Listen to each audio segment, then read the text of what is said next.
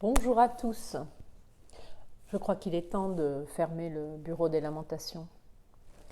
Bonjour, je suis Véronique Piusso, je suis psychopraticienne, thérapeute de couple et sexologue et j'accompagne les personnes sensibles, motivées, aimant les défis et qui se sentent décalées parfois. Je les accompagne afin de développer leur plein potentiel et retrouver des étoiles dans les yeux. Oui, je vous disais en titre qu'il était l'heure de fermer le bureau des lamentations. Effectivement, lorsque nous lisons des articles, parfois des livres, lorsque nous faisons partie de certains groupes concernant les personnes à haut potentiel, les personnes surefficientes, les personnes hypersensibles, il y a beaucoup de souffrance exprimée et c'est important. C'était important de la mettre en mots, de la reconnaître.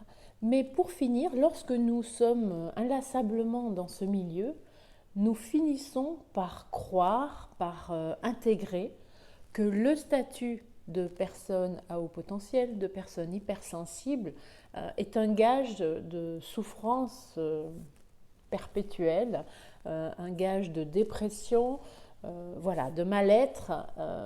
Et du coup, nous nous mettons dans des cases. Mais en fait, ce qu'il faut savoir, c'est surtout, cet état de fait existe lorsque nous ne comprenons pas notre fonctionnement, lorsque nous n'avons pas encore mis d'éclairage sur qui nous sommes, pourquoi nous ressentons telle ou telle chose, pourquoi les autres nous répondent de la sorte face à certaines de nos attitudes, certains de nos questionnements. Alors aujourd'hui, ce que je voulais vous dire, c'est que ça n'est pas une fatalité. C'est-à-dire que oui, nous sommes comme ça, nous sommes nés comme ça, nous resterons comme ça tout au long de notre vie. Nous avons un fonctionnement particulier, un fonctionnement atypique, un fonctionnement neurologique particulier. Ça n'est pas une mode. Néanmoins, il est possible de passer ces caractéristiques, de les vivre non plus comme un boulet, mais réellement comme un cadeau. Alors oui, effectivement, il y a une réelle souffrance qui vient du sentiment de décalage perpétuel que nous avons pu vivre avant de comprendre. Nous avons pu souffrir également d'un échec scolaire, de l'incompréhension de notre environnement, des critiques face à notre sensibilité extrême, face à notre besoin de poser des questions. Nous avons pu vivre du rejet, vivre du harcèlement. Et d'ailleurs, Ariel Ada dit, elle parle de l'indicible désolation du surdoué. Ok, mais ce n'est pas que ça.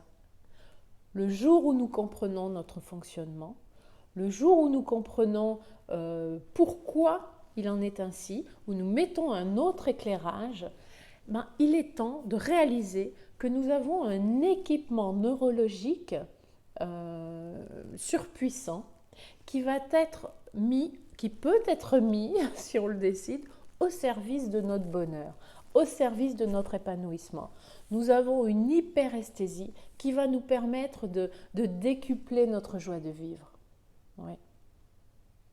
Du coup, comme on aime les défis, c'est peut-être le moment de se dire, tiens, si je la mettais au service de mon bonheur, cette hyperesthésie, cette capacité à percevoir la vie, à percevoir le détail de la vie, de la voir aussi dans sa globalité, de voir tout ce qui nous entoure, de vivre les choses intensément, si je l'utilisais pour ressentir la joie, la beauté, les saveurs, avec toute l'intensité dont je suis capable. Si je me permettais de lever le couvercle et de vivre ça pleinement.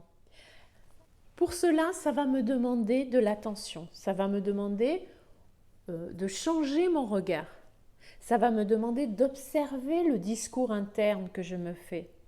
Peut-être que j'ai des automatismes qui font que de toute façon, la vie est dure, personne ne me comprend, c'est pas drôle. Voilà, j'ai un discours intérieur plutôt négatif. Si je l'observais et puis que je décidais de changer ce discours intérieur, si je décidais, là, maintenant, d'observer la chance que j'ai, le plaisir que j'ai et de le ressentir pleinement à l'intérieur de moi. Au lieu de m'engouffrer avec un automatisme inconscient dans des attitudes de machines, de robots. Hein? Donc, je vous invite à mettre toute votre attention sur vos attitudes, sur vos rituels. Est-ce qu'ils sont plutôt en train de vous accompagner vers l'amorosité ou est-ce qu'ils sont en train de vous accompagner vers l'émerveillement? Je vous laisse avec ce petit défi et puis je vous retrouve très bientôt pour d'autres vidéos. N'hésitez pas à liker ou partager si vous avez apprécié et puis à me mettre des petits commentaires. Je me ferai un plaisir de vous lire.